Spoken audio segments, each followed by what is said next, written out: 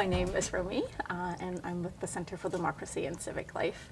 So if you can introduce yourselves too, and then we'll talk a little bit about the spring break experience that we had together. I'm Tristan. I am a biology major and a social welfare minor here at UMBC. I'm a junior, and I had the opportunity to participate in ASB rehousing. Excellent. My name is Josue Lemos. I'm also a junior studying sociology and a minor in political science, and I also participated in the same rehousing trip. Mm-hmm.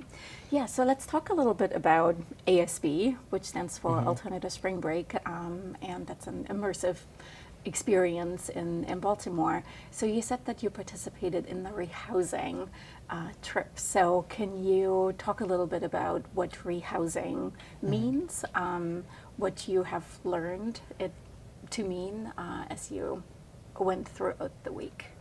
Yeah. Well, so rehousing is more of the practical solution towards homelessness, which is very prevalent in the city of Baltimore, which is one of the main issues that we were really exploring. Although it had many causes, we were actually very excited to see firsthand one of the more like practical solutions towards dealing with homelessness and a lot of like the different models that come attached with that. And so that's what we really got to explore and like got to see firsthand. Yeah. It was super exciting. We actually got to visit, our first visit to our site was at Project Place. And Project Place implements a different type of rehousing model than is generally expected of the city. Usually we learned that in order for individuals to be rehoused in permanent housing via government aid or city aid, they needed to prove that they were stable first, and then the government would step in and place them in permanent or subsidized housing. But Project Place takes a almost inverse solution, and they say, in order for you to become stable, you need housing. So they have a housing first model, and they will take in everybody, and they have different, types of modeling. So I know they had the emergency housing, they had long-term housing, and they had short-term subsidized housing. And they place people in housing first and then connect them with all the resources that they'll need to get back on their feet. Yeah. No, something I actually found like really interesting when we were there is I didn't know there were so many models for rehousing.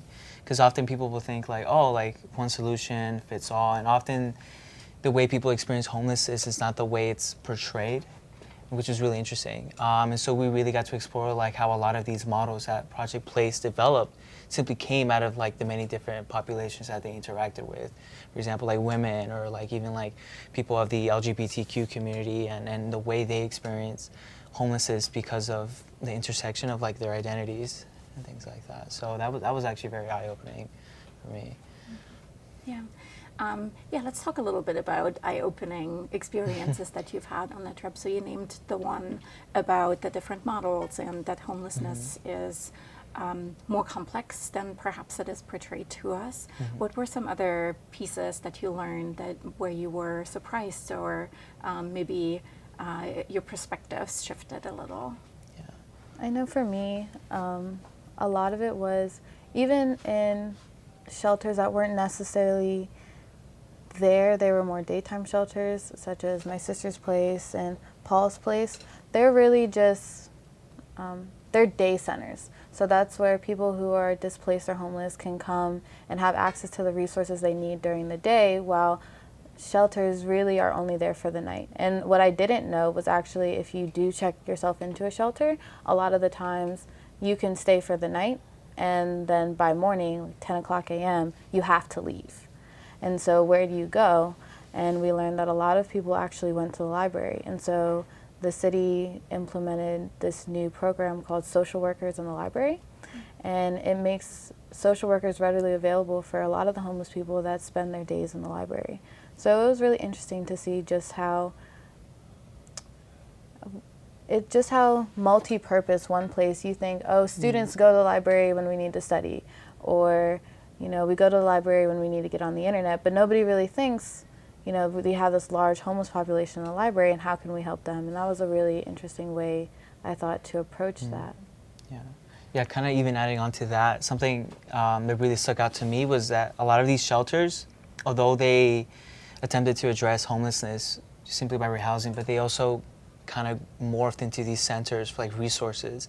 Like they would connect them either to computer centers where they can like fill out applications, and like they would even save like their passwords for like up to 10 years, you know, so that they could come back and like reapply and do all these things. But they also had places where they could like be connected to maybe different shelters that could meet their needs much more better, or they could be connected to food shelters, or even one of the places we visited, Paul's place, they had a whole clothing bank for there on top of like the soup kitchen, and they also had a computer room and everything. And so we really saw a lot of these centers just really kind of change themselves. They change their image, change what they're doing to kind of meet whatever the need of the people were at any given time. So yeah.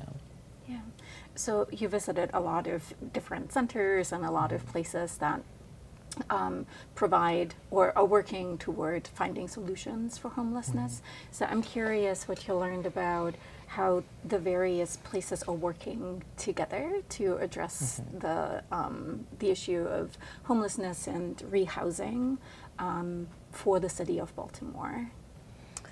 It's actually interesting that you bring that up, because that was a conversation that we as Alternative Spring Break trip together were having. We noticed that there are a lot of efforts in the city to decrease homelessness individually, as charities, as nonprofit organizations, as religious organizations, but we also noticed that there did seem to be almost a disconnect between each individual organization. We did see some overlapping with My Sister's Place, because some of the shelters will bus their residents over and drop them off at My Sister's Place. But it was interesting, and so one of the questions that we had brought up, maybe as like a moving forward type question, was how do we get these organizations more intertwined, more working together? And would that be a viable solution moving forward as to like overall decrease homelessness?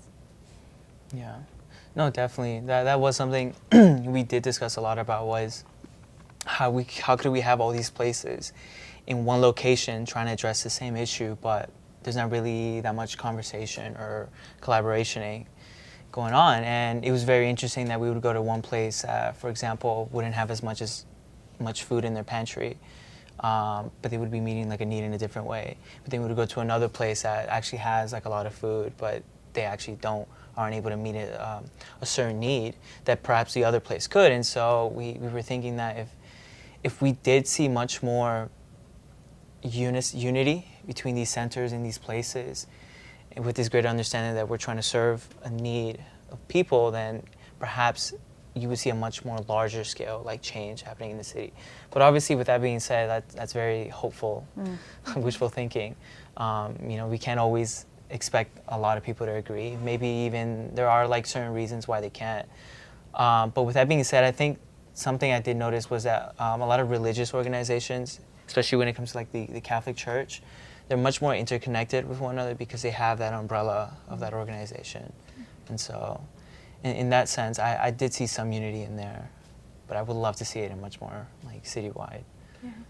Yeah, so in a way, by being able to go to so many different places, you were able to kind of see the disconnect, and that raised some questions. What other questions did you identify as a group to maybe find better solutions to homelessness and to rehouse people? Or questions in general. What questions in general do you have now that you have spent a week really digging into what homelessness and rehousing looks like in Baltimore? I know a big question that I had was, is the stigma of homelessness something that's stopping the general population from being more involved? So we know that there are charities and nonprofit organizations that put their time, effort, and everything. We know people. We met a woman who started out actually as a member of Paul's Place, a resident, and she now works there full time, and she owns her own business. And so you don't see that side of homelessness as much, when you're driving down the streets of Baltimore. You're so used to just seeing, the stereotype, the person with the sign asking for money, asking for food, and nobody really, or at least I know, I'm going to be honest, before I went on this trip, a lot of me would tune it out, and I didn't necessarily see that there's a person.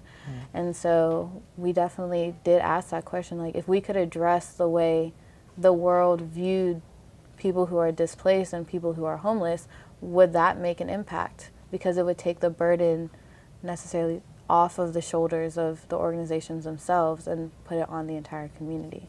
And so that was a really good one that we asked. Yeah, no, I love that. I think from my perspective, something I thought much more like critically about was, although I saw all these centers really interacting with these issues within the population, it always seemed to just be kind of covering up like an issue, like a much bigger issue, that you're kind of just relieving people instead of like really like going through this process of helping them restore and like get back on their feet. Because it's one thing to give someone like shelter, but it's like another thing to help someone get a home and get a job and all of these things. And so I began thinking much more critically about what are sort of the underlying factors that might be causing homelessness, that maybe much more effort could be placed towards. And I kind of connect that to when we went to the city council meeting, and one of the council members, I believe it was Zeke, correct? He mentions how he began starting a nonprofit in the city of Baltimore, and like how that's how he tried to like address some of the issues in the beginning. But he came to discover that if you wanted to have much more impact on a lot of like the causes like homelessness and issues with like having a stable job, you should try to approach it from like a more structural perspective. And that's how he got involved into like local politics, and that's where he's been really trying to like address things much more legislative way. And so I kind of connected a little bit more with that, and I thought like, how could, at that level, could you like bring change in a way that it can trickle down and like help people? So Yeah.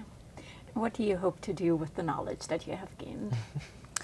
So this is great. Well, I actually have been in contact with Project Place since leaving our alternative spring break trip, and we are actually planning a kind of campaign / day event. It's still in the works exactly what we're going to call it, but it's hashtag I used to be homeless day. And basically what it is we're trying to, like I was saying earlier, destigmatize homeless. If we can get the public to see that, homelessness isn't necessarily just what you see on TV, just what you see when you're walking down the street. Homelessness could be anybody. It could be a student that you sit next to in class and you just don't know. It could be someone that you work with. It could be somebody that you look up to, might have been homeless at one point in time and you would have never known. And so our goal is we're going to take members, almost kind of success stories from Project Place, and we're going to photograph them, and we're going to have an art show. And everyone should look out for that because I'm going to send a really large mass email. But I'm super excited to be involved with that, and I hope that that's something that, will continue on past the day that we're going to do it. Tentatively, it would be scheduled for the fall because May is a little soon. But I'm super excited. Yeah, that's great. no, that's awesome. Yeah. I think what I see myself doing is related to like what she's doing. Hopefully we can work together. Yeah. And I think what I would really want to work a lot more with is helping a lot of the students here at UMBC engage much more with like these issues in a way that can kind of like fit where they're at and where their understanding is about these things. And a part of it is kind of speaking about like that stigma that like a lot of students might have or not might actually understand, that maybe there are actually students that go here to UMBC that are experiencing homelessness, but you would not expect it because it doesn't look the way homelessness is supposed to look like.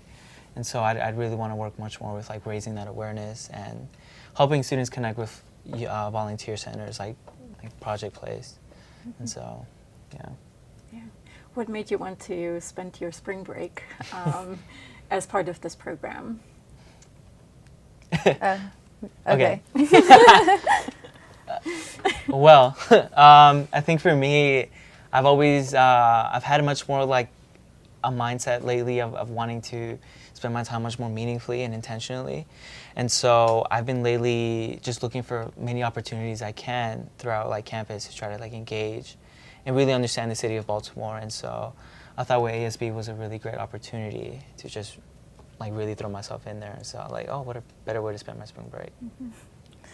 Yeah, for me, it was probably along the same lines. I was sitting in my room trying to figure out what I was going to do for spring break, and I saw ASB come up on my UMBC dashboard, and I was like, what is this? And so I click on it, and actually, I live in the city of Baltimore, so that was something that touched home for me. It was being able to serve in the city that I live in, because it is my community, and I want to be invested in it. And also, homelessness is one of, I go to church, and so my church has like 5 different areas of care and service that we really focus in, and homelessness is one of those areas.